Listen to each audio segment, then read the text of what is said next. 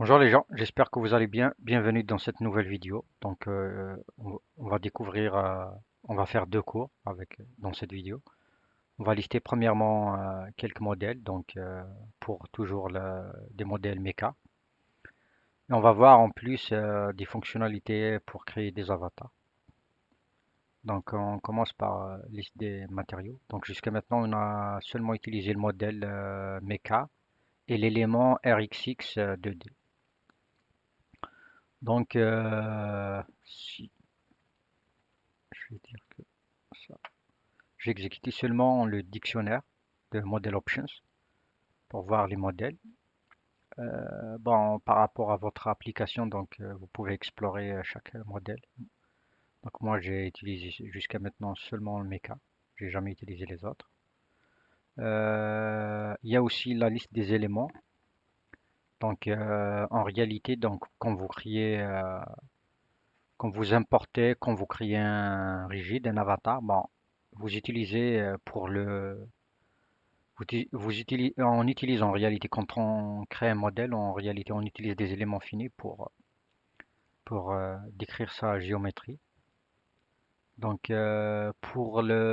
Celui qu'on a utilisé, le RxX 2D, bon, c'est seulement un point. On l'avait vu dans le cours d'avatar, l'abstraction sur les avatars. Donc, c'est seulement un point. Il est représenté par un point. Donc, il y a une liste des éléments pour des barres, des discrets, des isoparamétriques. Donc le dictionnaire Dimension to Element.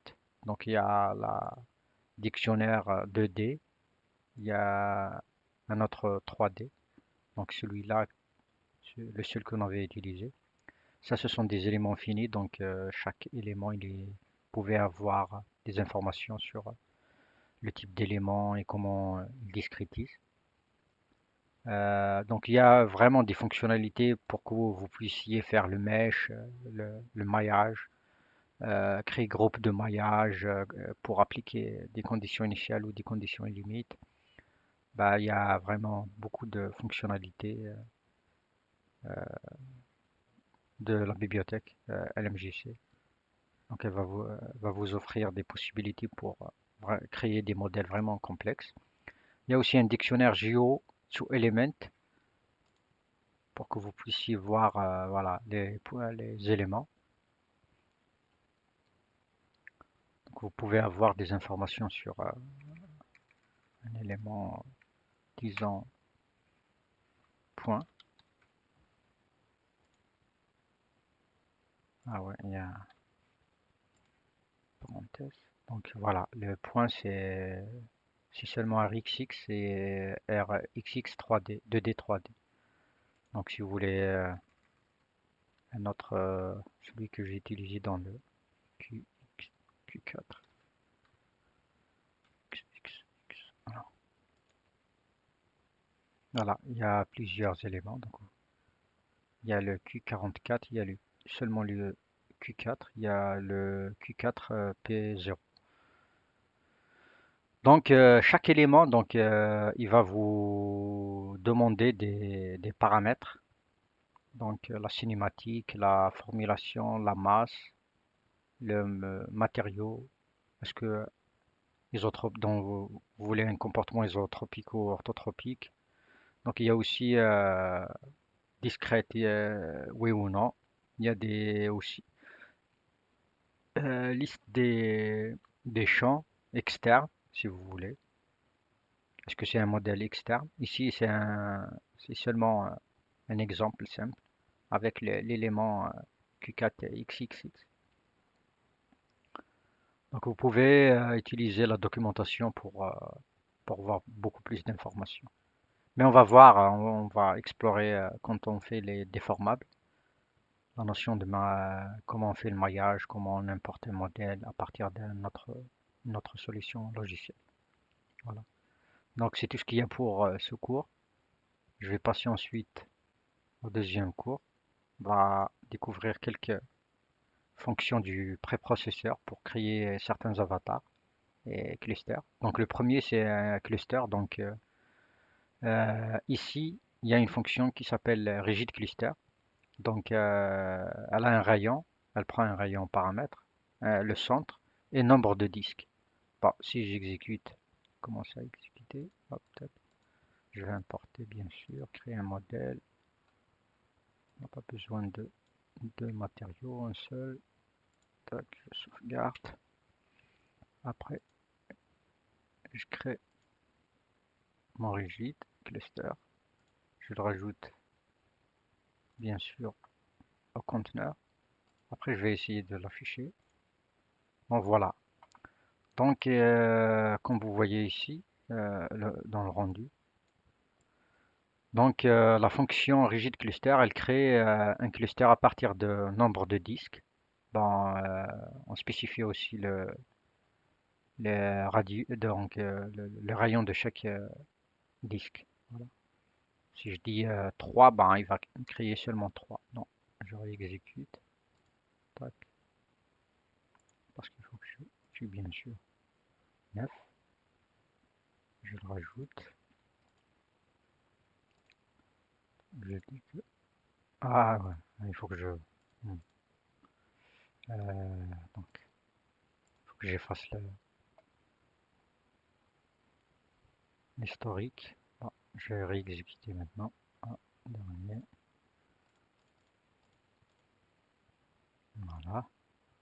On crée le rigide. On le rajoute.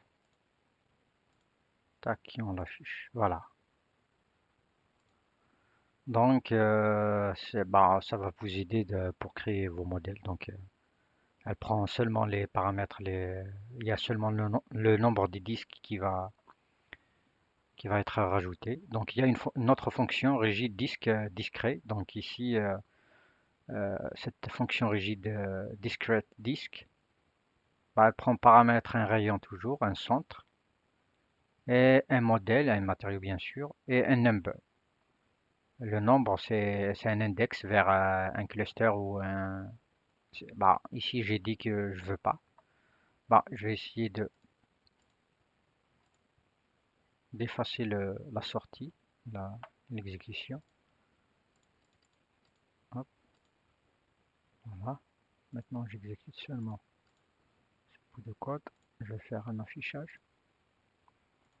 Voilà. Donc, il nous a créé donc des disques. Par contre, ces disques, ils ont un rayon. Bon, ils ont une structure, je pense, circulaire, comme un disque. Mais voilà, il a fait en sorte que de répartir les disques de grande taille, de petite et de moyenne taille. Donc, je pense que si vous voulez, elle va vous servir. Donc, et la dernière, c'est une sorte d'ellipse, donc la façon pour une fonction pour créer des ellipses. La fonction s'appelle rigid ovoid polygon. Donc elle prend toujours un rayon interne et un rayon externe. Donc un rayon, c'est comme si que vous dites un rayon sur la longueur et un rayon sur la largeur de votre ellipse. Euh, donc nombre de vertices que vous voulez avec nombre de vertices qu'il va utiliser pour dessiner, pour faire la géométrie. Le centre, le modèle bien sûr, matériaux. Après il y a un paramètre θ, la couleur, bien sûr un nombre. Donc ça c'est l'index d'un avatar. Bon. Euh, je l'ai exécuté, donc il faut que j'efface aussi. Il faut que je réexécute. Voilà, tac, tac.